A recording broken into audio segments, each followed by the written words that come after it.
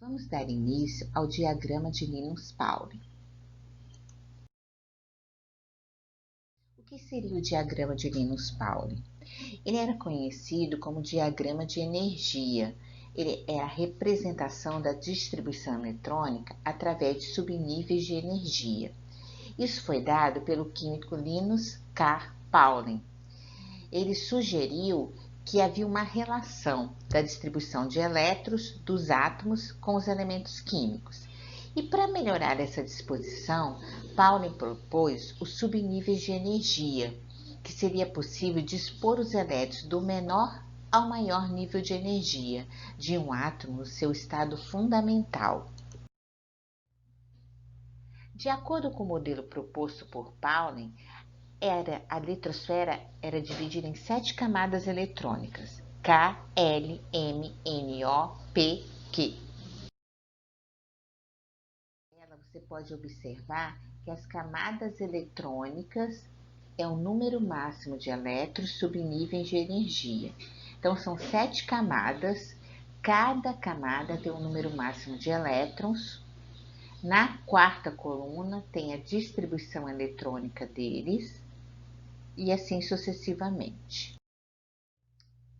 A camada K, ela está relacionada ao subnível S. A camada L tem 2 subníveis, S e P. A camada M tem 3, S, P e D, e assim respectivamente. Então, você pode perceber que a camada K, o número máximo de elétrons é 2. Da camada L e Q é 8. Da camada MP, 18, e assim sucessivamente. Foi então que Pauling ele descobriu que a ordem crescente era de energia. Então surgem essas setas diagonais do esquema para fazer a distribuição eletrônica dos elementos. Exemplos: distribuição eletrônica do fósforo. O fósforo tem o número atômico 15, então a gente tem que fazer a distribuição até 15, somando os subníveis de energia, que são esses números elevados. Então, em camadas é 2 mais 2 mais 6 mais 2, e termina no subnível 3p6. Assim, podemos ir buscar a quantidade necessária de elétrons. Pode ocorrer de diminuir, dependendo do subnível que ele está composto.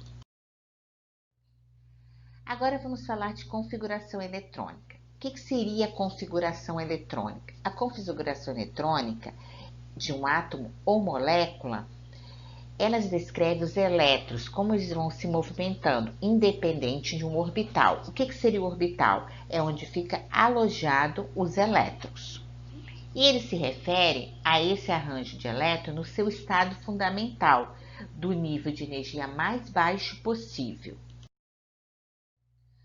O modelo atômico de Rutherford Bohr mostrava isso em relação ao núcleo com prótons e nêutrons dentro da eletrosfera, que formava várias camadas eletrônicas.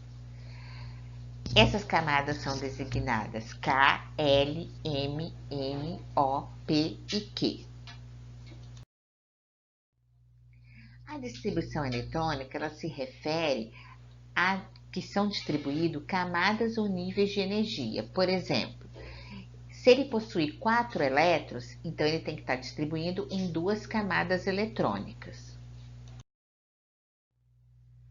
Antes de você realizar essa distribuição eletrônica por meio do diagrama de Pauling, é necessário saber a quantidade máxima de elétrons, que pode ser distribuída em cada nível e subnível. Então, o nível são as camadas, os subníveis são onde fica alojados os elétrons. Um exemplo. Vamos realizar o exemplo do magnésio. O magnésio tem número atômico 12. Então, a gente vai fazer a distribuição até dar 12. 1s2, 2s2, 2p6, 3s2. Somando as setas em forma de diagonais, completa os 12 elétrons.